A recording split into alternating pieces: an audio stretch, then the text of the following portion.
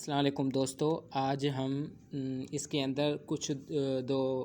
اہم موضوع ہے اس کے اوپر تھوڑا اس کو دیکھیں گے، اور اس ٹاپک میں ہم دیکھیں گے کہ یہ جو تحریک خلافت تھی یہ کس طریقے سے چلائی گئی تھی اور اس کے پیچھے کیا ریزن تھے اور یہ کس کو سپورٹ کرتی تھی، اس کے اندر کیا اس کے سمپٹمز دکھائے گئے تھے، اور مسلمانوں اور ہندوستان کے بیچ میں سلطنت عثمانی اور برطانیہ کے اتحادیوں کی جو سازشیں تھیں وہ کس طریقے سے ان کے اوپر فاش کی گئی، اور یہ آج ہم صرف اس کے اندر دیکھیں گے۔ تو تحریک خلافت جہاں میں اس کی بات کروں تو فرنگیوں نے جہاں ہندوستان میں طوفان ڈھا رکھا تھا، وہیں سلطنت عثمانیہ کے حصے بنخرے کر کے وہ اس کی بند بانٹنے میں جتے ہوئے تھے۔ ٹھیک ہے، تو یہاں پر فرنگی جو تھے وہ ہندوستان پر طوفان انہوں نے مچایا ہوا تھا۔ جو انگریز تھا، یہ جو انگریز تھے، انہوں نے ہندوستان کے اوپر جو اپنی حکومت بنائی ہوئی تھی، برٹش راج جو آیا تھا انڈیا کے اندر، تو فرنگیوں نے ہندوستان پہ ظلم کا طوفان انہوں نے اٹھا رکھا تھا۔ تو مسلمان تو ویسے بھی زندگی ایسی ظلمت کی زندگی گزار رہے تھے کہ اوپر سے یہ فرنگی آ گئے اور انہوں نے تو جو ایسے کہلیں کہ بچہ کچا جو بھی تھا وہ بھی ختم کر دیا تھا۔ تو یہ ہندوستان کے اوپر بڑا ظلم ڈھا رہے تھے، اور ہندوستان میں صرف ہندو نہیں تھے بلکہ مسلمان بھی تھے۔ تو سلطنت عثمانیہ بنخرے کر کے اس کی وہ جو سلطنت عثمانیہ تھی وہ اپنی بند بانٹنے میں وہ مصروف تھے۔ اسی طرح برطانیہ اور اتحادیوں کی سازش کے نتیجے میں عثمانیہ سلطنت ٹوٹ گئی۔ اب یہاں پر میں آپ کو بتا دوں، یہ جو سلطنت عثمانی ہے، اس کو بعد میں برطانیہ اور دوسری اتحادیوں کی کوشش نے اس سازش کو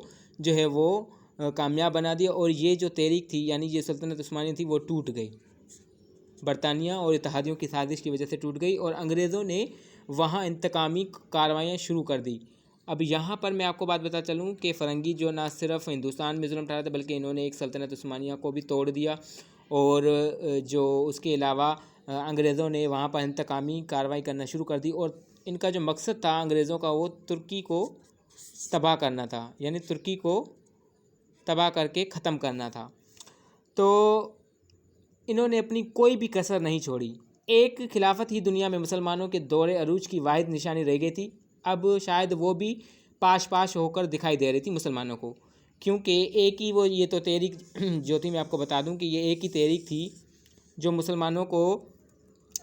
اس کے اوپر عدم اعتماد کے اوپر بنائے رکھا تھا، لیکن آہستہ آہستہ انگریزوں کی وجہ سے یہ بھی تحریک وہ ٹوٹ کر شکار ہو گئی۔ تو مسلمان ہند چاہتے تھے کہ ترکی کے ساتھ مسلمان ہند وہ چاہتے تھے کہ ترکی ہے اس کے ساتھ تعلقات وہ اچھے بنائے جائے، اور اس کے ساتھ انصاف دلایا جائے، یعنی اس کے ساتھ کوئی بھی ہم ناانصافی نہیں ہونے دیں گے، بلکہ کسی طرح سے بھی اس کے خلافت ہے اس کو قائم رکھنا ہے ہمیں، یعنی ان کا مقصد تھا خلافت کو قائم رکھنا، اور یہ چاہتے تھے کہ ہم کسی بھی طریقے سے ترکی کے ساتھ وہ ناانصافی کرنے نہیں دیں گے، کیونکہ انہیں معلوم تھا کہ اگر خلافت نہیں رہی تو مسلمانوں کی مرکزیت ختم ہو جائے گی۔ اب یہ تحریک خلافت ان کے لیے، مسلمانوں کے لیے اتنی زیادہ اہم تھی، ان کو یہ پتہ تھا کہ اگر یہ نہیں رہے گی تو مسلمانوں کی مرکزیت وہ بھی ختم ہو جائے گی۔ تو وہ کوئی متحدہ اقدام کرنے کے قابل نہیں رہیں گے، یعنی کوئی بھی وہ متحدہ اقدام اٹھانے کے لیے بھی قابل نہیں رہیں گے اگر یہ تحریک ٹوٹ جاتی ہے تو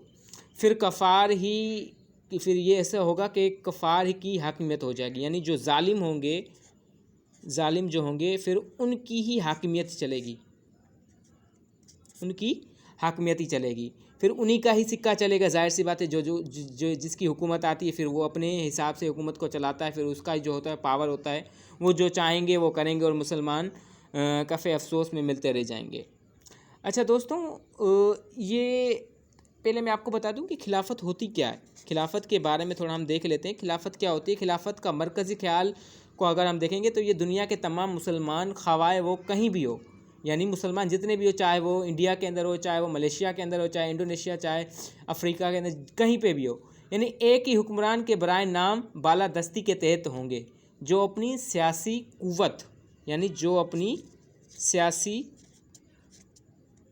قوت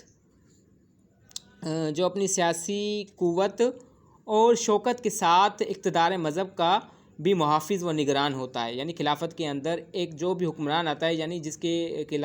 کے اوپر یہ کام طاری کیا جاتا ہے کہ آپ اس خلافت کے جو ہے وہ نگران ہیں، تو وہ صرف سیاست کا نہیں بلکہ مذہب کا بھی محافظ نگران ہوتا ہے۔ شریعت میں خلیفہ کے ذمہ دو کام ہوتے ہیں۔ پہلا تو یہ کہ وہ محمد صلی اللہ علیہ وآلہ وسلم کے جانشین کی حیثیت سے اسلام کے اقتدار کو برقرار رکھتا ہے، کیونکہ ہمارا یہ ملک کے جتنے بھی ملک کے مسلم ملک وہ شریعت محمدی کے صلی اللہ علیہ وسلم کے مطابق جو ہے وہ چلتی ہے۔ دوسرا یہ ہے کہ وہ مسلمانوں کی حفاظت پر کم بستہ رہے۔ یہ دو چیزیں خلافت کے اندر پائی جاتی ہے۔ تو اسی کی بنا کے اوپر یہ بھی تحریک خلافت چلائی گئی تھی، جس کے اندر فرنگیوں نے کوئی کسر نہیں چھوڑی تھی۔ ہندوستان پہ مسلمان تو پہلے سے ہی جو ہے وہ دکھ دیکھ رہے تھے، اوپر سے ان فرنگیوں نے جو حملہ کر دیا ہندوستان کے اوپر، ان کا مقصد تھا کہ یہ جو ہے سلطنت عثمانی تحریک کے خلاف چل رہی ہے، اس کو ہمیں توڑ دینا ہے، یعنی جو ترکی تھی اس کو بھی ختم کر دینا ہے۔ اب برطانیہ اور دوسری اتحادی جو ہے تنظیموں نے مل کر اس چیز کو ختم کرنے میں کوئی کسر نہیں چھوڑی تھی۔ امید کرتا ہوں کہ دوستوں میری یہ چھوٹی بنائی ہوئی ویڈیو آپ لوگوں کو پسند آئی ہوگی۔ انشاءاللہ مزید ہم اس کے آگے اور ویڈیو بنائیں گے اور آپ تک انفارمیٹنگ ویڈیو پہنچاتے رہیں گے۔ فی الحال ہمارے چینل کو سبسکرائب کریں، آپ لوگوں کی سپورٹ کی بہت ضرورت ہے۔ لائک کریں، شیئر کریں، شکریہ۔